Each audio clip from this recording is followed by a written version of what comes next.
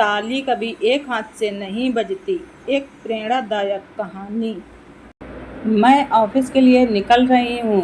Bye माँ जी, शाम को 7 बजे आ जाऊंगी, बोलकर नंदिनी अपने ऑफिस के लिए निकल गई और सुष्मिता जी घर के कामों में लग गईं। यह रोज की दिनचर्या थी। सुष्मिता जी का बेटा नीरज और बहू नंदिनी दोनों एक मल्टीनेशनल कंपनी में काम करते थे। दोनों की शादी हुए अभी 4 महीने ही हुए थे। दोनों ने लव मैरिज की थी। बचपन में ही नीरज के पिता का देहांत हो गया था। सुष्मिता जी ने अकेले ही नीरज को पाला पोसा था। पहले सुष्मिता जी खुद नौकरी किया करती थी, घर और नीरज दोनों को संभालती थी, इसलिए वह नौकरी करने वाली औरतों की समस्या अच्छे से जानती थी। नीरज ने बड़े होकर घर की सारी जिम्मेदारी संभाल ली और सुष्मिता जी से घर पर रहकर आराम करने को कहा। जो इंसान कभी खाली न बैठा हो, उसे आराम करना कहाँ पसंद आता है। सुष्मिता जी ने घर पर रहकर भी व्यस्त रहने का काम सोच लिया। उन्हें खाना बनाना बहुत पसंद था। जब वे ऑफिस जाती थीं, तब उनके बनाए खाने से ऑफिस का सारा स्टाफ उनके बनाए खाने की बहुत तारीफ करता था। बस सुष्मिता जी ने टिफ़िन बनाने का बिजनेस शुरू कर दिया था। नीरज को माँ का इस तरह खाना बनाकर लोगों को देना पसंद नहीं था। वह कहता कि माँ, तुम्हें क्या कोई कमी है जो तुम यह काम करती हो। इस पर सुष्मिता जी बोली कि वे व्यस्त रहना चाहती हैं बस, और बदले में अगर 2 पैसे मिल जाते हैं तो उसमें क्या कोई बुराई है। नंदिनी के आने के बाद भी सुष्मिता जी पूरे घर का काम अकेले ही करती और उनका टिफ़िन बनाने का बिजनेस भी बरकरार था। नंदिनी आज के मॉडर्न ज़माने की लड़की थी। उसे माँ का टिफ़िन बनाना बिल्कुल भी पसंद नहीं था। एक दिन वह बोली, माँ, आप अपने आप को व्यस्त रखना चाहती हैं, इसमें कोई बुराई नहीं है, मगर काम तो कोई अच्छा चुनती। आप यह जो टिफ़िन बनाती हैं, शायद आप नहीं जानती कि हमें कितनी शर्मिंदगी होती है। सुष्मिता जी बोली, बहू, यह मेरा हुनर है, इसमें शर्मिंदगी की क्या बात है। मैं तुम दोनों को भी तो टिफ़िन बनाकर देती हूँ। तुम्हारे ऑफिस से आने से पहले तुम दोनों का खाना भी बनाकर रखती हूँ। मुझे इन सब से खुशी मिलती है। मगर नंदिनी उनकी बात पूरी सुने बिना अपने कमरे में चली गई। यह नंदिनी ने पहली बार नहीं किया था। दरअसल वह जान चुकी थी कि सुष्मिता जी कभी पलटकर उल्टा जवाब नहीं देती थी। इस बात का फायदा उठाती थी नंदिनी।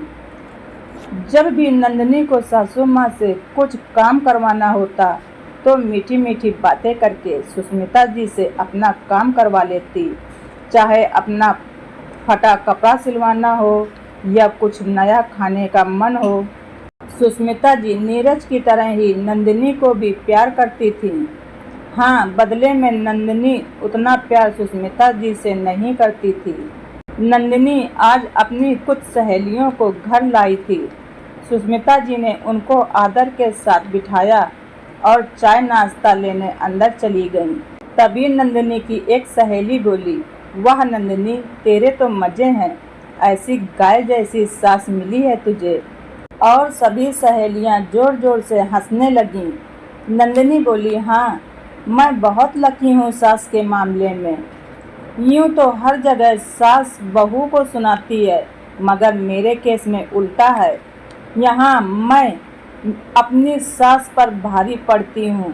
देखा ना, मैं कैसे आराम से बैठी हूँ और वो रसोई से चाय नाश्ता लाने गई हैं। आज सुष्मिता जी को अपने कानों पर विश्वास नहीं हुआ। उन्होंने नंदिनी को बेटी से बढ़कर प्यार दिया, मगर बदले में बस वह इस घर की एक नौकरानी बनकर रह गई थी। सुष्मिता जी जैसे ही बाहर आईं, सभी चुप हो गए।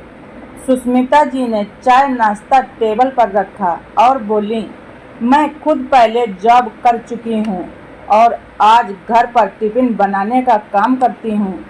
नंदिनी काम से थक जाती होगी, यही सोचकर मैं हमेशा उसका सारा काम हंसी खुशी कर लेती हूँ।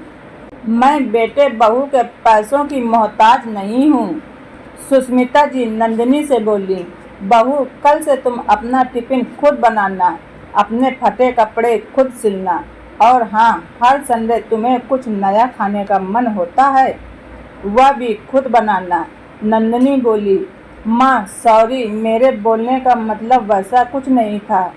नंदिनी ने सोचा जिस तरह वह हमेशा माँ जी को मीठी मीठी बातों से फंसा लेती है, वैसे ही इस बार भी माँ को फंसा लेगी।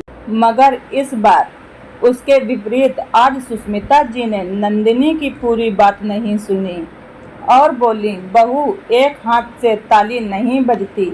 प्यार और सम्मान पाने के लिए पहले प्यार और सम्मान देना होता है। मैंने कभी तुम में और नीरज में कोई फर्क नहीं समझा था, मगर आज तुमने मुझे फर्क समझा दिया। नंदिनी माँ माँ पुकारती रही, मगर आज सुष्मिता जी को उसके शब्द तीर की तरह चुभे थे, जिसकी कोई दवा नहीं थी। अक्सर लोग शरीफ लोगों के साथ दिल का नहीं दिमाग का इस्तेमाल करते हैं, मगर वे भूल जाते हैं कि शरीफ इंसान को जब चोट पहुंचती है तो वह घायल शेर बन जाता है। इसलिए कभी किसी को अपने फायदे के लिए इस्तेमाल ना करें। उस इंसान की कीमत समझें जो आपके लिए सब कुछ निस्वार्थ करता है। दोस्तों, आप सबको यह कहानी कैसी लगी कमेंट करके ज़रूर बताएं और अपने दोस्तों को ज़्यादा से ज़्यादा शेयर करना ना भूलें। धन्यवाद। ऋचा वाइस।